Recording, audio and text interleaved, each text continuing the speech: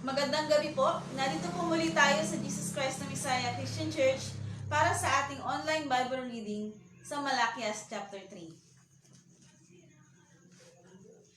Sabi ni Yahweh na makapangyarihan sa lahat, ipadadala ko ang aking sugop upang ipahanda ang daraanan ko. At si Yahweh na ang iyong hinahanap ay biglang darating sa kanyang templo. Darating ang pinakahihintay ninyong sugo at ipapahayag ang kanyang tipan. Ipapahayag ang aking tipan. Ngunit sino ang makakatagal pagdating ng araw na iyon? Sino ang makakaharap kapag napakita na siya? Para siyang apoy na nagpapadalisay ng bakal at parang sabon na may matapang na sangkap. Darating siya at mauupong tulad ng isang tagapagdalisay ng pilak. Dadalisayan niya ang mga anak ng lalaki ni Levi tulad ng ginto at pilak. Sa pamamagitan nito ay magiging karapat-dapat ang kanilang handog kay Yahweh. Dahil dito, ang mga handog na dadalhin ng mga taga-Juda at Jerusalem ay magiging kalugod-lugod kay Yahweh tulad ng dati. Sinabi ni Yahweh na makapangyarihan sa lahat, darating ako upang hatulan ang mga mangkukulam, ang mga mangangalunya, ang mga bulaang saksi, ang mga nandaraya sa kanilang mga manggagawa, ang mga nagsasamantala sa mga biyuda, sa mga ulila, mga dayuhan, at ang mga hindi gumagalang sa akin. Ako si Yahweh, hindi pa kayo lubusang nalilipol, sapagkat hindi ako nagbabago ng aking pangako. Subalit tulad ng inyong mga ninuno, tumalikod kayo at sinuway ninyo ang aking mga kautusan. Manumbalik kayo sa akin at manunumbalik din ako sa inyo, sabi ni Yahweh na makapangyarihan sa lahat. Itinatanong ninyo, paano kami manunumbalik sa iyo? Ang tanong ko na may, matuwid bang pagnakawan ng tao ang Diyos? Hindi. Ngunit pinagnanakawan ninyo ako. Sa paanong paraan? Sa mga ikasampung bahagi at mga handog. Isinumpa ko kayong lahat sapagkat ako'y pinagnanakawan ng buong bansa.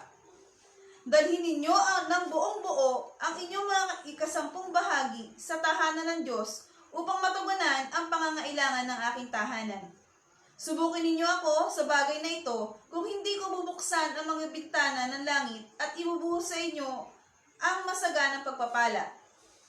Hindi ko rin hahayaang salantain ng mga balang ang inyong mga pananim at mamumunga na nang sagana ang inyong mga ubasan.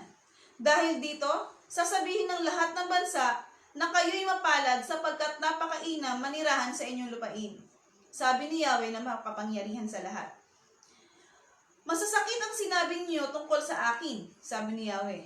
Ngunit ang tanong ninyo'y, ano ba ang sinabi namin laban sa inyo? Sabi ninyo, walang saysay ang maglingkod sa Diyos. Ano ba ang mapapala natin sa pagsunod sa kanyang mga utos o sa pagpapakita natin kay Yahweh na nagsisisi tayo sa nagawa nating kasalanan?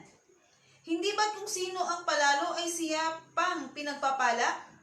Hindi lamang nananagana ang masasama, kundi sinusubok pa nila ang Diyos sa paggawa nila ng kasamaan, ngunit hindi sila pinarurusahan.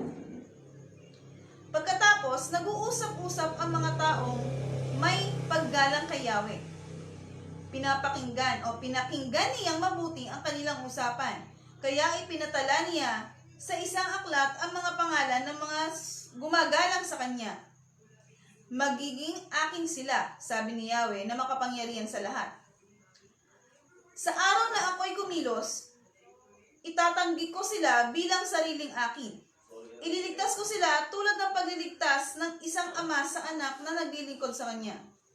Muli ninyong makikita ang pagkakaiba ng mabuti at ng masama, ng taong naglilingkod sa Diyos at ng hindi naglilingkod sa Kanya.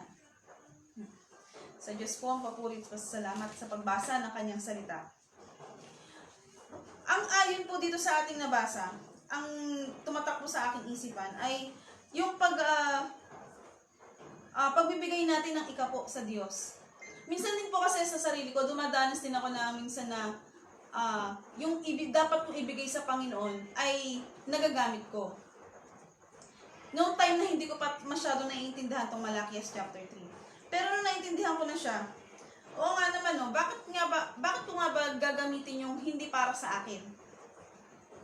Ang ibig pala sabihin nun na ginamit ko yung para sa Diyos ay pagnanakaw na. Kaya huwag nating hayaan na kung naiintindihan man natin itong salitang ito ng Panginoon, na huwag nating hayaan na pagnakawan natin ng Panginoon tungkol sa pag-iikap po natin. Kaya po, salamat sa Panginoon. Tayo po ay manalangin. Panginoon, maraming salamat po sa oras na ito, sa mga salita mo na nabasa namin sa oras na ito. Tulungan mo po ang bawat isa na magkaroon, Panginoon, ng conviction na huwag naming gamitin o huwag kami magkasala sa iyo tungkol sa pagbibigay ng ikapo sa iyong tahanan. Tunay, Panginoon, na ikaw po ang patuloy na magpala sa bawat isa. At hayaan mo, Panginoon, na bigyan mo po kami ng puso na mas magkaroon pa ng pusong may mapagbigay. Kaya salamat, Panginoon. Ganon din, Panginoon, dinadalangin po namin ang mga nanonood ng live video na ito na patuloy po na bigyan nyo ng katalinuhan, ng kaunawaan para mas maintindihan at maisagawa, Panginoon, namin ang mga salita mo na ipinapagawa sa amin. Kaya salamat, Panginoon. Ganon din, Panginoon, dinadalangin ko po ang mga leaders, mga pastors, ang mga evangelists, missionaries, Panginoon. Batid mo, Panginoon, ng mga kalagayan ng bawat isang ito na kayo po ang patuloy na magpala sa kanila financially, sa lahat ng aspeto ng kanilang pamumuhay, O God. Tulungan mo po sila, O God. Kaya salamat, Panginoon, upang ang mga trabaho ng mga pastor, elders, leaders, missionaries, Panginoon, evangelists, ay mas maipahayag pa nila, Panginoon, ng maayos, ng mas malinaw, Panginoon, ang kanilang ang mga salita mo sa bawat taong makakasalumuhan nila. Kaya salamat, Panginoon. Ganon din po, dinadalangin namin ang bansang Pilipinas. Batid mo, Panginoon, ang kalagayan ng bansang ito sa mga lugar ng mga nasalanta ng bagyo lately. Kayo po ang patuloy na magbigay ng kalakasan ng loob sa kanila na magpatuloy sa buhay na tinatahak nila ngayon, God. Kaya salamat po, Panginoon. Ganon din po, dinadalangin po namin ang government, simula po sa presidente, sa lahat ng mga namumuno, sa president, vice president, governor, senators. Lord, kayo po ang patuloy na mag-lead sa kanila, Panginoon, para mas magampanan nila ng tama at ng ayos ang kanilang mga posisyon. Salamat, O God. Ganon din po, Panginoon, hanggang sa may pinakamababang posisyon sa Pilipinas, sa mga barangays, barangay captain, barangay tanod, O Lord, kayo po ang patuloy na kumilos sa kanilang buhay, O God. Ganon din, especially, Panginoon, sa barangay Bulakin, kayo po ang patuloy na magpala sa aming kapitan, O God. Kaya salamat po, Panginoon.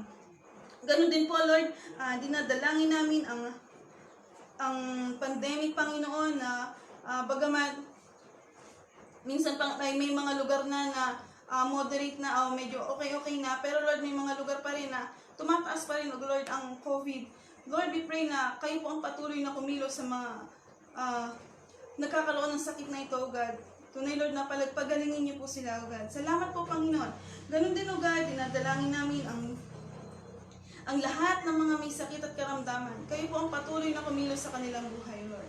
Kaya salamat po, Panginoon, at alam po namin na ikaw ang magpapagaling sa mga ito, Lord. Salamat po. Sa pangalan ni Jesus. Amen.